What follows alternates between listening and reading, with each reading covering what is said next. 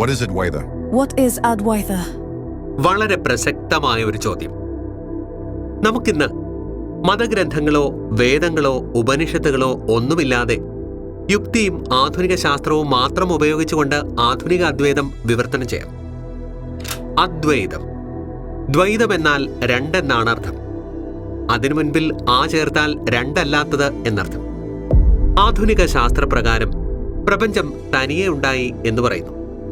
മഹാവിസ്ഫോടനം കൊണ്ട് എന്തുണ്ടായി എന്ന് ചോദിച്ചാൽ ഈ പ്രപഞ്ചം ബിഗ് ബാങ്ങിന്റെ സമയത്ത് സൂക്ഷ്മമായ ഒരു ക്വാണ്ടം പ്രതിഭാസമായിരുന്നു.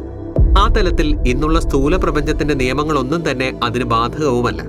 ഒരു കാരണവുമില്ലാതെ തന്നെ അത് നിലവിൽ വരാം. അങ്ങനെ നിലവിൽ വന്ന പ്രപഞ്ചത്തിൽ അന്ന് ഹൈഡ്രജനും ഹീലിയവും മാത്രമാണ് ഉണ്ടായത്. ബാക്കിയുള്ള സകല മൂലകങ്ങളും വമ്പൻ പ്രാചീന നക്ഷത്രങ്ങളുടെ അകക്കാമ്പിലാണ് രൂപം കൊണ്ടത്. അത് സൂപ്പർനോവയായി പൊട്ടിത്തെറിച്ചും ആ മൂലകങ്ങളെല്ലാം പ്രപഞ്ചം മുഴുവനും വ്യാപിച്ചു. അതിൽ നിന്നും വീണ്ടും നക്ഷത്രങ്ങളും രൂപപ്പെട്ടു.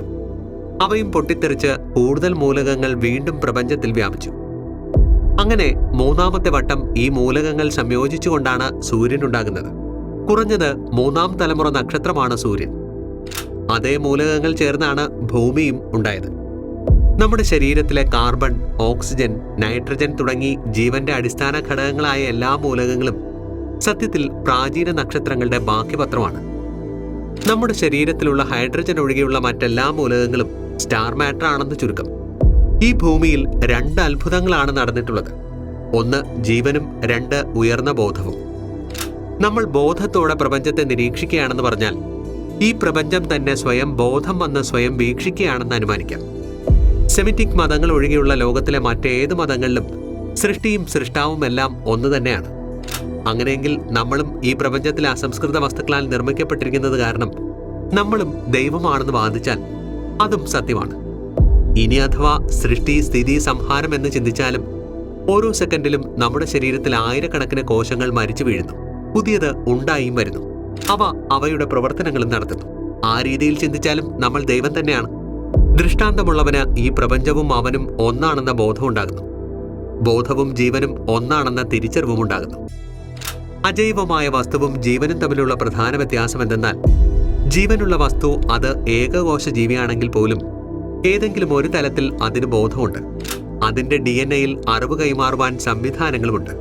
ഇര തേടുവാനും പ്രത്യുൽപാദനം നടത്തുവാനും അതിന് ബോധം കൂടിയേ തീരും. ഇക്കാരണത്താൽ തന്നെ ജീവൻ തന്നെയാണ് ബോധം എന്ന വാദത്തിനും എതിർ പറയുവാൻ കഴിയില്ല. അങ്ങനെയെങ്കിൽ ജീവനും ഉയർന്ന സങ്കീർണമായ ബോധമുള്ള മനുഷ്യനും ദൈവം അഥവാ പ്രകൃതിയുടെ അംശമാണെന്ന് വാദിച്ചാലും അവിടെയും എതിർക്കുവാനും വകുപ്പില്ല. സങ്കല്പത്തിലെ ദൈവത്തെ ചൊല്ലി കൊല്ലും കൊലയും വർഗീയതയും ഒക്കെ ചെയ്തു കൂട്ടുന്ന വിശ്വാസിയുടെ മതത്തേക്കാൾ എത്രയോ ശ്രേഷ്ഠമാണ് തന്നിലും അവരനിലും പ്രപഞ്ചം ഒരുപോലെ നിറഞ്ഞു നിൽക്കുന്നുവെന്ന തിരിച്ചറിവ്. ഇത് പറയുവാൻ വേണ്ടി എത്രയോ ഗ്രന്ഥങ്ങൾ, എത്രയോ ബുദ്ധന്മാർ ശ്രമിച്ച് പരാജയപ്പെട്ടിരിക്കുന്നു. ഒടുവിൽ ഇത് പറഞ്ഞവരെയൊക്കെ നമ്മൾ പിടിച്ച് ദൈവമാക്കി മാലയിട്ട് വിളക്ക് വച്ച് ആരാധിക്കുന്നു. എന്തൊരു വിരോധാഭാസമാണിത്! പുതുതലമുറയോട് ഒന്നേ പറയാനുള്ളൂ. മതപണ്ഡിതർ എന്ന കുങ്കുമം ചുമക്കുന്ന കഴുതകളെ തള്ളിക്കളയുക. നീയും ഞാനുമെല്ലാം ഒന്നിന്റെ തന്നെ അംശമാണെന്ന ബോധത്തോടെ ജീവിക്കണം. മനുഷ്യത്വമെന്ന ഒരേ ഒരു മതം മതി നമുക്ക്. മറ്റൊരു ജീവന്റെ സ്ഥാനത്ത് നിന്ന് ചിന്തിക്കുവാൻ കഴിഞ്ഞാൽ നിങ്ങൾ മറ്റൊരു സഹജീവിയെയും ഹിംസിക്കില്ല. ഇതിലും വലിയ ആത്മീയത വേറെയുണ്ടോ? സങ്കല്പത്തിലെ ദൈവത്തിന്റെ അടിമയായി ജീവിക്കുന്നതിനേക്കാൾ എത്രയോ അർത്ഥപൂർണമാണ് പ്രപഞ്ചത്തിന്റെ അംശമായി ജീവിക്കുന്നത്. അദ്വൈതം ഒടുവിൽ എല്ലാം ഒന്ന് തന്നെയാണെന്ന തിരിച്ചറിവാണ് നമുക്ക് തരുന്നത്.